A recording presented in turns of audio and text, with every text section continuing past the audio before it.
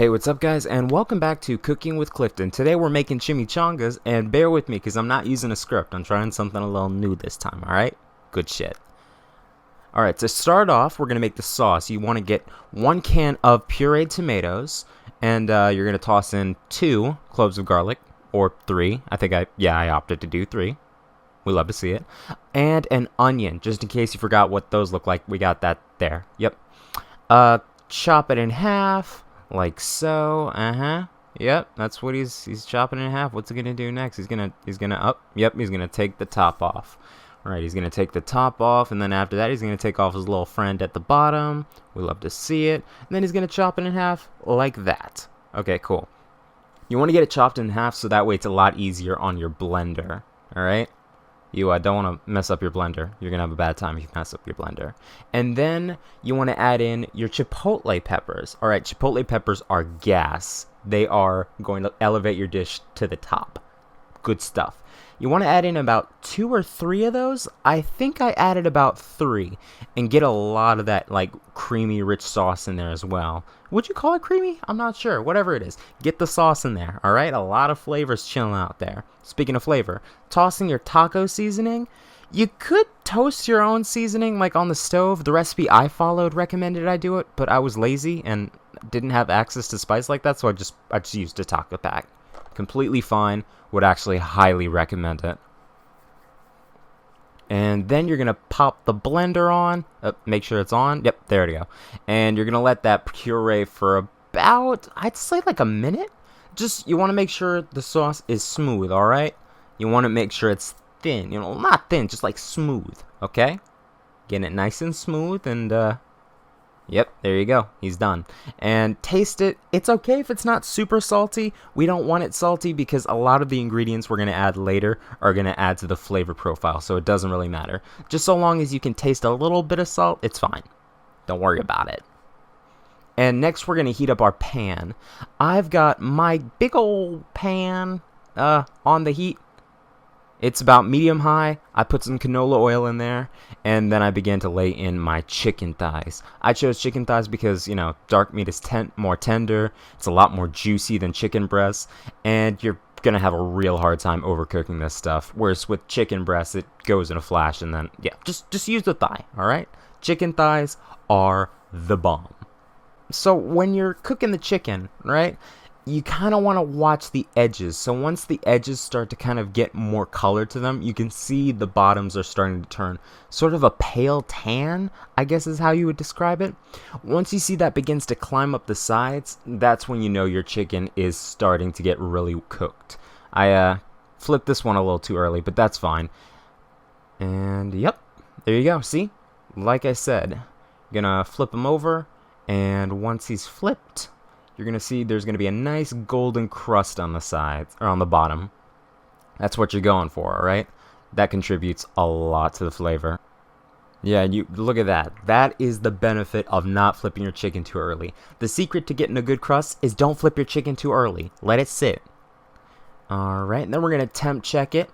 Optimal temperature is 160 degrees, but I usually shoot for 165 because I'm paranoid. I don't want to accidentally food poison somebody. That would suck for everyone. So whatever works for you. Like I said, 160 is the safe temperature. I usually shoot for 165 just to be safe, but you know, you do you.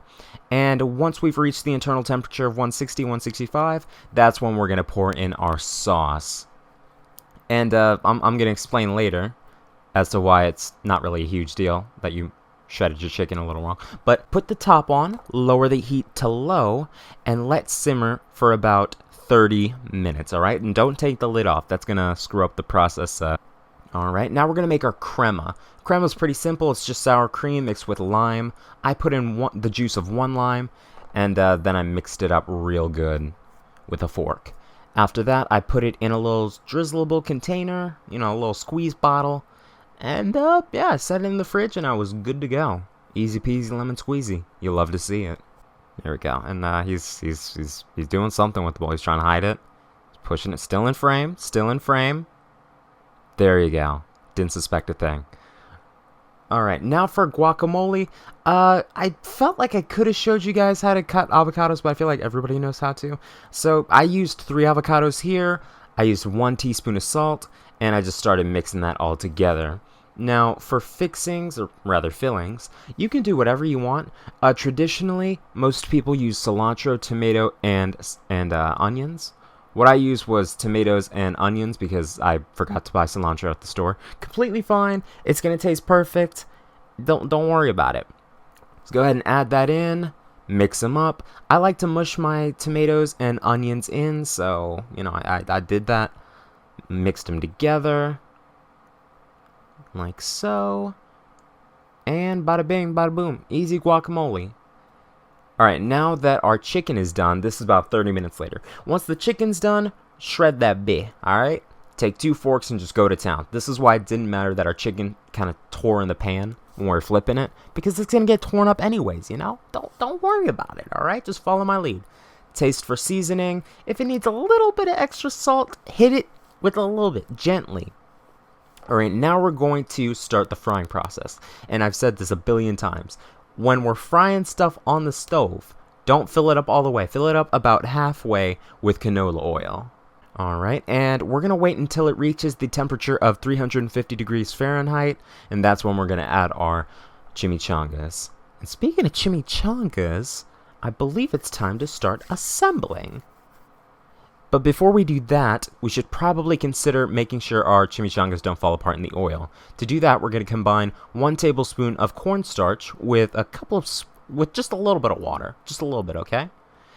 And to prepare our chimichangas, we're going to add the fillings. I added the chicken, obviously, and some refried beans I bought from the store, and then some cheese, and I folded it over like so. I also brushed the edges. I brushed the edges with the cornstarch mixture, right? So, you know, it's not going to fall apart. The cornstarch mixture acts as a sort of glue. So, it's definitely important. Don't forget that step, all right? I did for one of them, and my entire operation fell apart. Don't worry about it. But here we go. Just add it in. Let it cook for about 2 minutes per side. Flip with a spatula or a tongs or whatever you got. And then remove from the oil. Drizzle on the crema. Add a dollop of guacamole. Don't drop the chimichanga when you're trying to get the nice little shot. There you go. Good stuff. And then for the cross section, kind of stealing from Babish a little bit with my cross section, but you know, it's cool. Don't tell him, alright? Keep him between you and me. Check it out. Boom. That looks delicious. So, you know, if you want to try it, make it yourself. It's going to be good. It's going to be good.